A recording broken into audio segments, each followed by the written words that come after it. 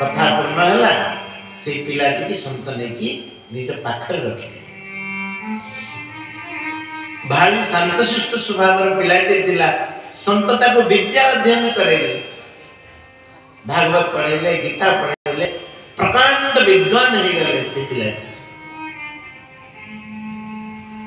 और महामंडलेश्वर हो गले बड़ साधु हो गले यही घटना को पाखापाखि 30-35 वर्ष समय लगी गला पिलाटी 5-6 वर्ष थिला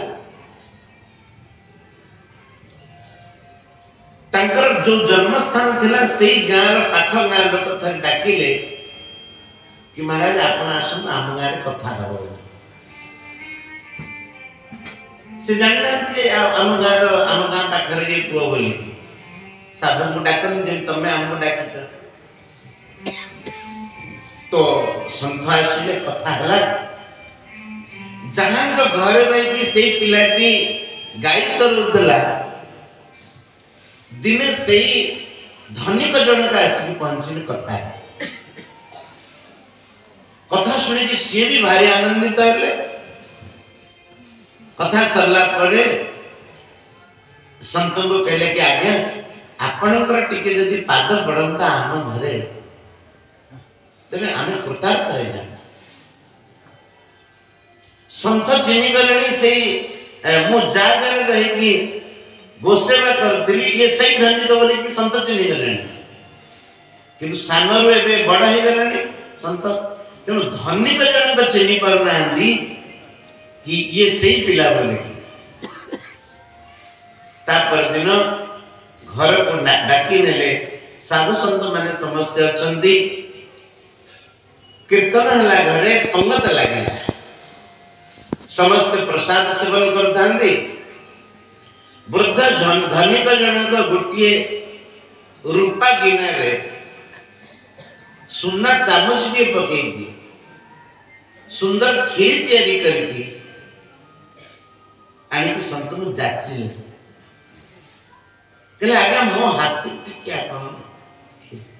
संत कहले मत भोक नहीं पेट पूरी गला आउ खाए ना आगे टिके मो हाथ खाई कृतार्थ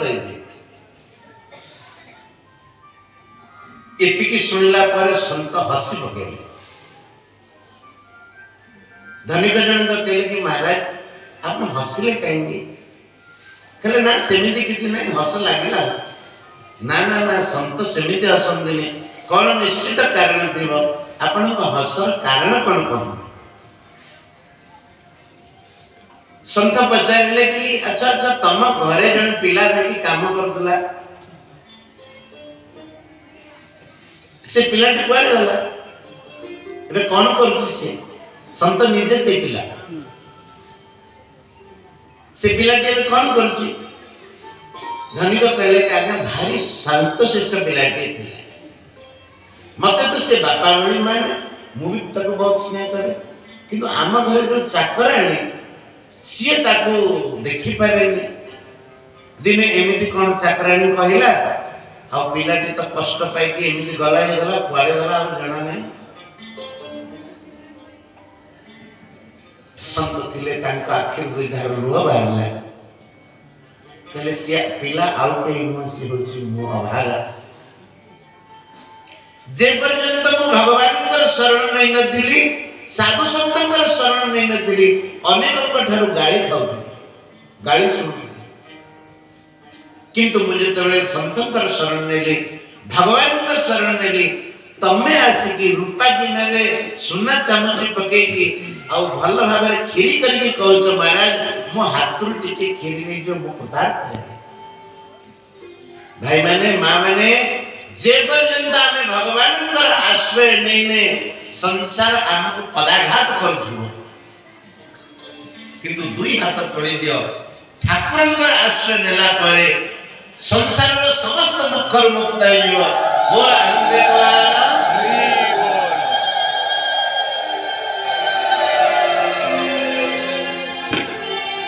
हरि बोल हरि बोल हरि बोल भाई हरि बोल हरि बोल हरि बोल भाई हरि बोल हरि बोल हरि बोल भाई